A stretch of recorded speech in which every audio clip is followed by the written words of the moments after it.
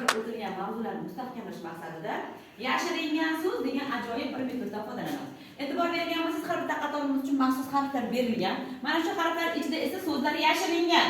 Ana shu harflar qatnashgan so'zlarni topib, demak o'zingizning qatoringizga yozasiz, ko'ramiz natijalarni. Vaqtimiz tugagan paytda demak nechta so'z va xatosiz yozganingizga qarab turib, g'olib qatorini aniqlaymiz. Tushunarli bo'ldimi? Tushunarli bo'lgan bo'lsa, boshladik.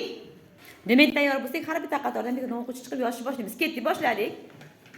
Chiroyli va xatosiz yozishga harakat qilamiz. Ketdik. Keyingi o'quvchi tayyorlanib tursin, tezda chiqamiz. Yaxshi.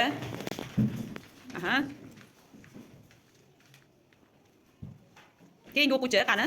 Bo'la qoling, yaxshi.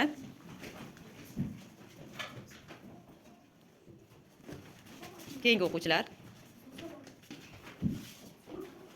Hop, yaxshi, keyingi o'quvchi.